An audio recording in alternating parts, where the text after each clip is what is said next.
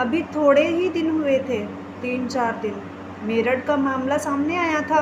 पता लगा था कि मेरठ में एक पत्नी ने अपनी प्रेमी के संग मिलके अपनी ही पति की हत्या करके ड्रम में डाल दिया। और उसके बाद फिर दोबारा से एक और मामला। अभी शादी को 15 दिन ही हुए थे और लड़की ने क्या किया, अपने प्रेमी के संग मिलके अपने ही पति की हत्या करवा डाली। इसकी वजह क्या हो सकती है? आप सभी ही बताना, आप सभी के मन में क्या चल रहा है कि जी इसकी वजह क्या हो सकती है।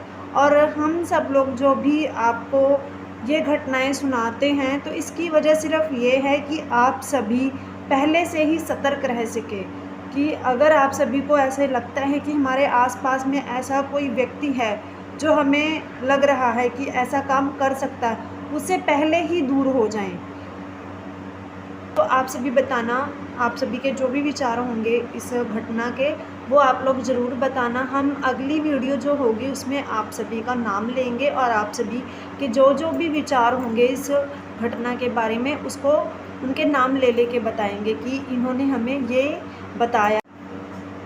उत्तर प्रदेश का ज़िला औरैया गांव, जहाँ पे एक लड़की की शादी उसकी ही बहन के भाई से होती है और 15 दिन भी नहीं हुए थे कि जिससे उस लड़की की शादी होती है, उसकी मौत हो जाती है। पूरा परिवार बहुत ही सदमे में था। जब पुलिस वाले ने छानबीन की, सीसीटीवी कैमरे, 2 दिन तक तो वो लड़का दिलीप हॉस्पिटल में था, ज़िंदगी और मौत की लड़ाई लड़ रहा था। पता चलता है कि 2 दिन बाद उसकी मौत हो जाती है, 19 मार्च को। फिर पुलिस है जो वो छानबीन करने लग जाती है कि ऐसा क्या मामला हुआ था जिसकी वजह से दिलीप को मारा गया। दिलीप के घर में 7-8 सदस्य रहते थे, उनके मम्मी पापा, बहन, भाई, और जो भाई था वो बड़ा भाई था, उसकी शादी हो चुकी थी और उसी की छोटी बहन थी, उसकी शादी उससे करवाई जाती है, दिलीप से। उनके घर में बहुत बड़ी बड़ी क्रेनें, 1 करोड़ का मालिक थे वो, बहुत ही नाम था। हमारे जो घर वाले होते हैं वो यही सोचते हैं कि हमारे घर में जो बहू आए अच्छी हो, घर को संभाल सके। इसी वजह से दिलीप के घर वाले बहुत ही अच्छी लड़की ढूंढ रहे थे, पर कहीं से अच्छा रिश्ता मिल नहीं रहा था। जो उनके घर में उनकी बड़ी बहू थी, उसके बारे में सोचते हैं कि ये तो इतनी अच्छी है, इतने साल हो गए घर को संभाल रही है और घर का कोई जिम्मेवारी से पीछे नहीं हटी, तो अगर इसकी ही बहन हमारे घर में आ जाएगी तो कितनी अच्छी बात होगी, वो भी हमारे घर को इतने ही अच्छे से संभालेगी क्योंकि इसकी बहन है। सब कुछ माँ बाप की अच्छी परवरिश है। और फिर क्या करते हैं, उनके घर पे रिश्ता लेके जाते हैं और वो जो प्रगति होती है उसके साथ दिलीप का रिश्ता पक्का कर जाते हैं। जो प्रगति थी उसकी शादी हो जाती है। 15 दिन बाद वो होली का त्यौहार, जो पहला त्यौहार होता है, लड़की अपने घर पे मनाने जाती है, तो अपने घर पे जाती है मनाने। घर पे मनाने के बाद उसको पता चलता है थोड़े दिन बाद कि उसके पति का कत्ल कर दिया गया। अक्सर ये मामला ये था कि जो प्रगति थी वो पहले से ही 4 साल पहले से उसी के गांव का लड़का था अनुराग, उससे उसकी बातचीत थी। पहले एक दूसरे को मिले, फिर नंबर दिया, फ़ोन पे बात होनी शुरू हो गई। वो इतना एक दूसरे से प्यार करने लग गए कि वो एक दूसरे के बिना रह नहीं पाते थे। जिन्हें मरने की कस्में खाई एक साथ रहने की, पर जो फिर 4 साल बाद जब उनके जो प्रगति का जिसके साथ चक्कर चल रहा था, उसने कहा कि ऐसे करते हैं, आप घर पे बात करो, हम शादी के लिए अपने घर वालों को मनाते हैं। जब उसने बात की प्रगति ने, तो उनके घर वालों ने साफ मना कर दिया कि हम नहीं, क्योंकि वो ट्रक ड्राइवर था। पक्का कर देते हैं। प्रगति को डांट फटकार के प्रगति मान जाती है और उसके बाद शादी हो जाती है। प्रगति के मन में तो बहुत ही बड़ा जो प्लान चल रहा था उसको वो सक्सेस करना चाहती थी। प्रगति ने क्या किया, अपने ही प्रेमी से बात की कि ऐसे ऐसे करेंगे हम लोग और देखना सब कुछ ठीक हो जाएगा, कोई बात नहीं, मैं शादी कर लेती हूँ। जो लड़का था वो भी लालच में आ गया और उसने उसको हाँ कर दी। शादी हो जाती है, शादी के बाद जब वो घर जाती है तो उसके मुँह दिखाई होती है। मुँह दिखाई में जितना भी सामान उसको, क्योंकि वो 1 करोड़ के मालिक थे दिलीप, जिसके साथ प्रगति की शादी हुई थी। जितना भी उसे मुँह दिखाई में सामान मिला था उसने सब सारा का सारा अपने प्रेमी अनुराग को दे दिया।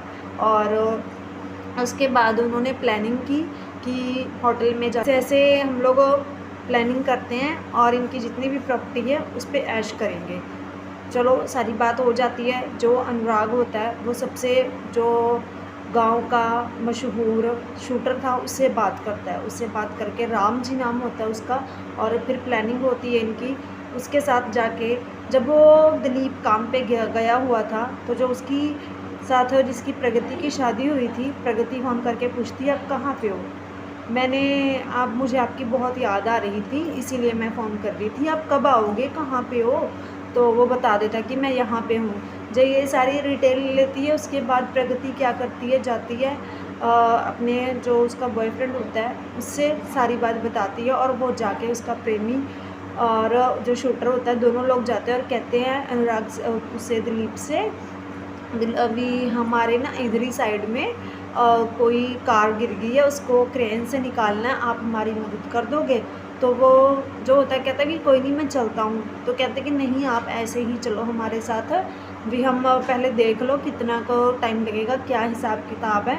तो वो जाता है उनके साथ। वो क्या करते हैं वहाँ पे जाके उसको 2 गोलियाँ मारते हैं और बहुत ही ज़्यादा उसके जख्म होते हैं, बहुत ही ज़्यादा पिटाई करते हैं उसकी बेचारे की, जिसकी वजह से उसके जख्म बहुत ज़्यादा थे। जब पोस्टमार्टम की जाती है तो पता चलता है कि उसको बहुत ही ज़्यादा मारा गया है। फिर